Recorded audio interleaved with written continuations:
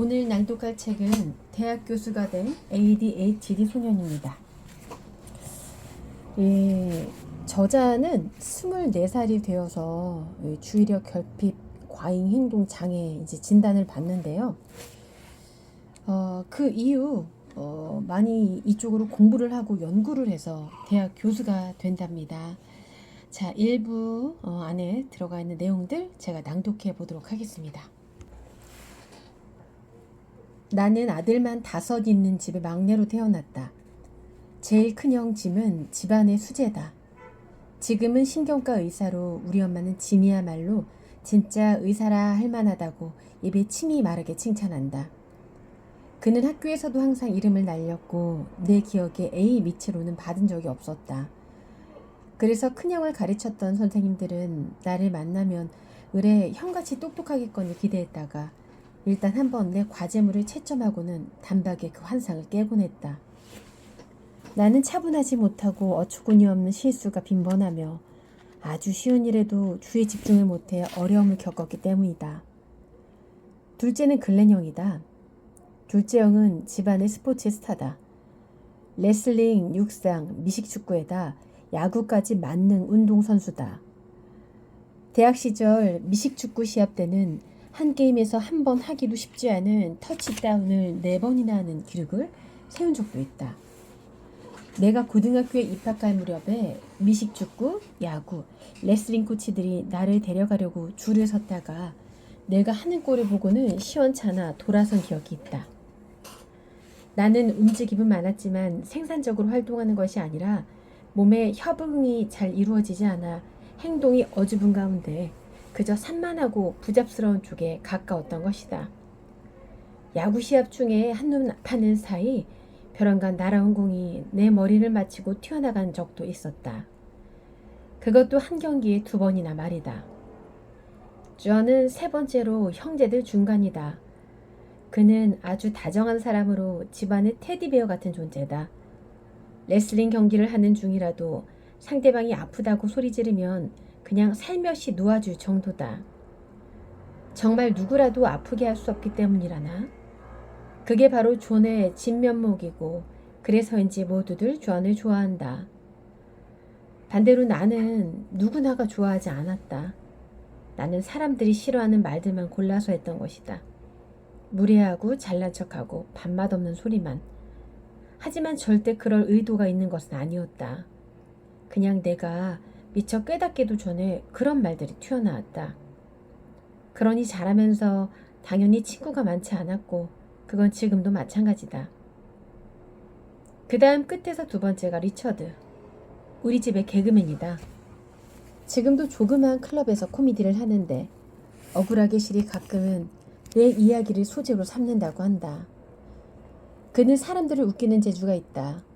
리처드를 아는 사람이 나를 만나면 나도 뭔가 산뜻한 말로 웃겨주려니 기대를 하는 모양이다.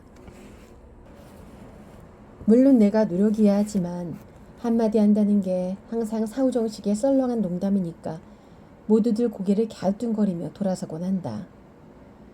그 다음이 이 책의 주인공인 나다. 로버트. 우리 식구들은 모두 로비라고 부른다. 난 우리 집에서 아주 별종 취급을 받는다. 아주 감상적이고 감정기복도 심하다.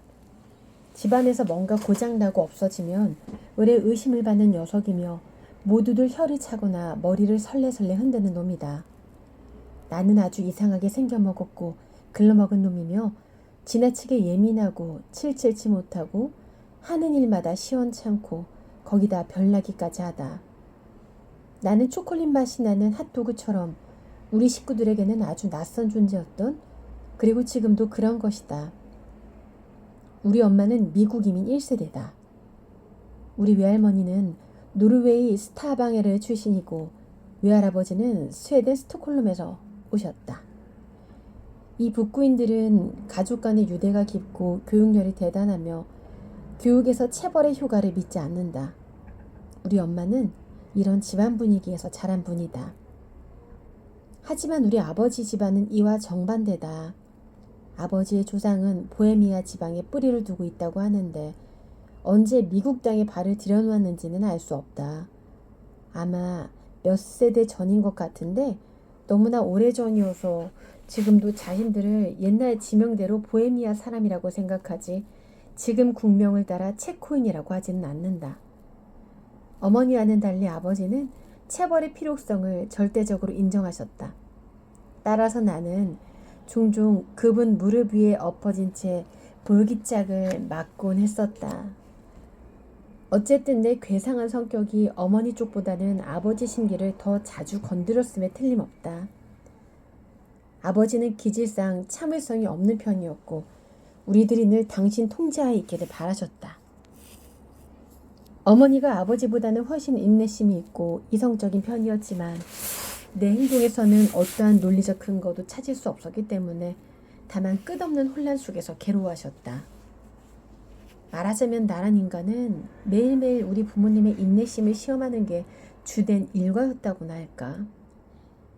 뉴욕 브루클린 출신의 북극의 여자가 어떻게 시카고 교회 지역의 보헤미아 조상을 가진 남자와 결혼하게 되었는지 그 자세한 것은 가까운 친척들에게만 관심거리일 테니 그냥 간단히 말하겠다. 6.25 전쟁 당시 아버지는 맨해튼에서 해군으로 근무하고 있었는데 YMCA가 주최하던 사교 댄스 파티에 가서 어머니와 파트너가 되었다. 몇 번의 퇴짜 끝에 가까스로 아버지의 청혼이 받아들여져 둘이 일리노이 주 비치그룹으로 이사하여 건강한 아들들을 줄줄이 낳게 되었고 그 마지막이 바로 나인 것이다. 2번의 자살 기도가 있은 후에 어쨌거나 사는 게 좀 편해졌다. 제가 지금 이어서 읽는 부분은요. 앞부분에서 좀 점프뛰기를 했어요. 제가 좀 기억에 남는 부분, 좀 요점 부분을 알려드리고 싶어서 점프뛰기해서 읽어보도록 하겠습니다. 부모님은 더 이상 내 형편없는 성적에 대해 화내시지 않았고 교회를 안 다니게 된 것에 대해서도 결국 그럭저럭 체념하고 용서하신 것 같았다. 놀랍게도 가장 새로운 전화는 바로 책을 통해 위안을 얻게 된 거였다. 1982년 여름 나는 비치 그로브의 공공도서관에서 톨킨이 쓴 호빗이라는 책을 대출해서 읽었다. 이전에 그의 작품들을 읽었을 때와 마찬가지로 톨킨이 그려놓은 중간 대륙이라는 세계에 푹 빠져버리고 말았다. 호빗과 반지의 제왕을 읽고 또 읽어 아마 그 해에는 적어도 12번쯤 되풀이해서 읽은 것 같다. 비틀즈와 존 레논처럼 이번에는 톨킨이 내 마음의 공허를 꽉 채워주는 듯한 느낌이 들었다. 소파에 누워 호빗과 마술사 반지들의 위력을 읽고 있으면 만사를 잊었다. 마치 그런 세계가 진실로 존재하는 것처럼 느껴졌고 곳곳에 가면 현실의 모든 고통에서 벗어날 수 있을 것 같았다. 톨킨에 대한 이런 몰입은 내가 고등학교 3학년이 되면서 그 진가를 발휘하게 되었다. 고등학교가 어떤 곳일지에 대한 예비 지식은 중학교 2학년이 채 끝나기도 전에 시작되었다. 과학 시간 중에 졸업 예정인 학생들은 자기가 진학할 고등학교별로 따로 모이라는 안내 방송이 있었다. 좀 어리둥절했지만 지겨운 과학 시간 중에 중간에 나오는 게 좋아 얼씨군 하고 지정된 교실로 갔다. 그곳에서 다음에 내가 입학할 비치그로브 고등학교에서 파견된 사람들이 우리를 맞았다. 그들은 학교의 각종 서클에 우리를 가입시키려고 오리엔테이션을 하러 온 사람들이었다. 나는 어디에도 가입하고 싶은 생각이 없었기 때문에 아무 신경도 쓰지 않고 있었다. 단지 그냥 나를 가만히 내버려뒀으면 했을 뿐이었다. 이곳에 100여 명의 학생이 있다는 사실, 그리고 늘 그러하듯 뒤쪽 구석에 앉아있다는 사실 때문에 나는 마음을 놓고 있었다. 그런데 갑자기 파견 온 사람 중 하나가 마크 워럭, 댄 로저롯, 그리고 로버트 적에는 이 오리엔테이션 후에 나를 좀 보세요 하는 게 아닌가? 나는 깜짝 놀라 심장이 얼어붙은 느낌이었다. 누가 나한테 말할 용건이 있다는 것은, 그것도 방과 후에 그렇다는 것은 내가 뭘 잘못했다는 것인데 영문을 알 수 없었다. 물론 평소에도 대개는 내가 뭘 잘못했는지 모른다. 그냥 선생님들이 나를 가리키며 방과 후에 보자고 말했고, 이렇게 되면 내 행동이나 태도 때문에 벌점 카드를 얻거나 야단을 맞아야 했으며, 때로는 이 두 가지를 한꺼번에 당하기도 했다. 뭘 잘못했는지 잘 모르겠다는 변명을 하는 것도 이미 오래전에 그만둔 터라 묵묵히 그 카드를 받거나 야단을 들으며 완성한 채 하며 괴로운 생활을 지속하고 있었던 것이다. 고등학교의 과외활동에 대한 설명이 끝난 후 이름이 불렸던 우리 셋은 시키는 대로 마지못해 남아있었다. 그랬더니 즉시 각 클럽이나 과외활동에 대한 설명을 했던 사람들이 우리 주위를 둘러쌌다. 적인이라는 내 성을 보고는 내가 우리 형들하고 비슷할 거라고 지레 짐작을 했던 거다. 달리기 코치가 야, 이 긴 다리 좀 봐라. 너 틀림없이 내 형 글렌처럼 잘 달리겠구나? 하면 다리가 문제가 아니야. 팔은 더 길어서 아주 땅까지 내려오네. 레슬링 끝내주겠구만. 하고 레슬링 코치가 말을 받았다. 고백하건대 나는 내 외모에 지독한 컴플렉스가 있었고 지금도 그렇다. 특히 중학교 때는 한참 자랄 때라 그런지 더 밸런스가 안 맞아 바보같이 보였다. 어떻게나 팔이 길었는지 허리를 안 굽혀도 팔이 무릎에 닿을 정도였다. 셋째 형 조는 야, 팔 좀 접어 올려라. 안 그러면 팔에 걸려 넘어지겠다. 하고 놀려대기도 했었다. 그래서 이 각종 운동 코치들이 나를 자기 클럽에 데려가려고 전후좌우로 에워쌌던 것이다. 내가 거길 벗어나는 길이 하나 있었지만 그게 별로 자랑스러웠던 것은 아니다. 처음 야단 법석이 조금 가라앉은 다음 나는 조그맣게 힘없이 한마디만 했다. 저는 천식이 있는데요.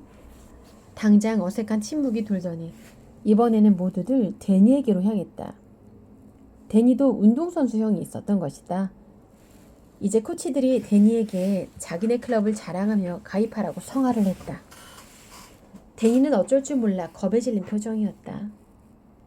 하지만 내가 무슨 힘이 있으랴. 내 자신도 어쩌지 못하는 판에 바람 빠진 농구공처럼 잊혀진 채로 혼자 남겨져 있다가 나는 그저 슬며시 교실로 다시 가는 수밖에 없었다.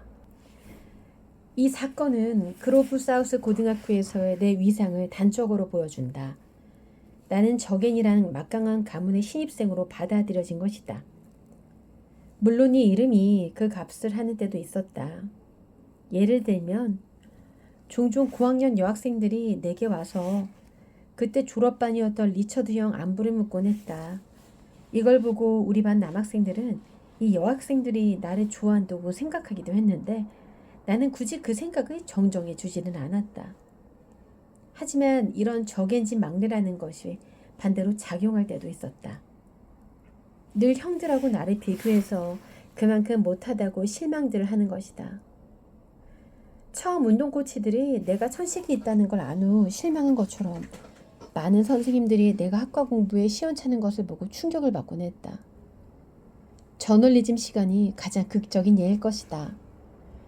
톨킨의 작품을 처음 읽은 후부터 나는 글쓰기를 좋아하기 시작했다. 초등학교에서도 글을 지어보곤 했지만 호빗을 읽고 나서는 작가가 되려고 마음을 먹었다. 나는 말장난을 하려고 이리저리 상상의 나래를 펴는 것을 좋아했다. 거기다가 글쓰기를 통해서라면 다른 사람들과 특별한 교류가 없이도 내 나름대로 충분히 창조적인 일을 할 수 있을 것 같았다. 그래서 내 장래에 대비하기 위한 노력의 일환으로 저널리즘 과목을 택했던 것이다. 첫 번째 과제가 학교를 둘러싸고 생기는 일에 대해 기사를 하나 쓰라는 것이었는데 솔직히 열심히 신경 써서 하지는 않았다. 그런데 내가 작성한 기사를 돌려받고 보니 오른쪽 맨 위에 C 마이너 내형 리처드라면 이보다는 훨씬 잘했을 것이다 라고 써 있었다. 매사가 이런 식이었다.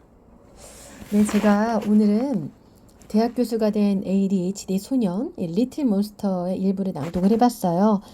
앞에 이 형제 관계, 그러니까 주인공의 형제들에 대한 내용 좀 앞부분을 낭독을 해봤고요. 점프대기를 쭉 해서 뒤쪽으로 이제 고등학교 생활 할 때 그 일부를 좀 낭독을 해보았습니다. 우리가 이제 ADHD 하면 주의력 결핍 장애죠. 근데 이 주의력 결핍 장애를 요새 보면은 어린 아이들뿐만 아니라 성인들도 좀 많이 있는 것 같더라고요. 실제로 한 예로 저희 이제 교육생 중에 한 6년 전에 저에게 이제 스피치 교육을 받았던 남자 친구가 있는데 이 저자와 비슷했어요. 얘기를 들어보니 어릴 때 굉장히 좀 집중을 못하고 산만하고 요랬대요. 그래서 부모님으로부터 너는 왜 그러니? 왜 이렇게 시끄럽니? 좀 가만히 좀 앉아 있어. 이런 이야기를 막 들었대요. 하지만 부모님은 그거를 잘 모르셨대요.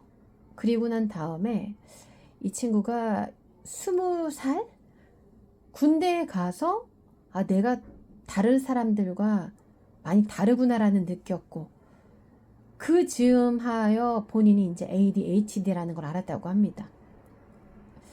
많이 힘들죠. 남과 다르다는 것 자체는.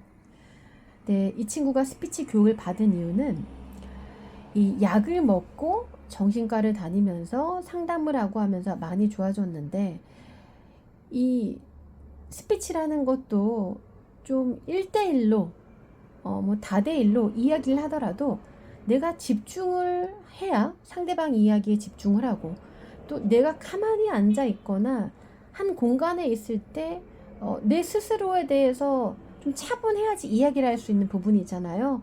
근데 이게 많이 안 돼서 힘들다라고 해서 이제 학원에 왔었습니다. 이 책을 읽어보면서 문득 저에게 교육을 받았던 그 친구가 생각이 나네요. 자, 이 책은 일단 자녀, 우리 자녀가 ADHD 같아요. 혹은 이러한 뭐 증상이 있는 것 같아요. 혹은 저도요 어릴 때는 이랬는데요. 지금은 좀 많이 달라졌어요. 좋아졌어요. 혹은 저 몰랐는데요. 제가 ADHD인 것 같아요. 주위에서 이야기를 들어보니 뭐 이런 분들에게 정말 도움이 될 만한 책인 것 같습니다. 24살에 알았대요. ADHD인 거를. 그리고 열심히 공부를 해서 저자는 대학 교수가 되었답니다. 학지사의 리틀 몬스터, 대학 교수가 된 ADHD 소년 리틀 몬스터의 일부를 낭독해 보았습니다.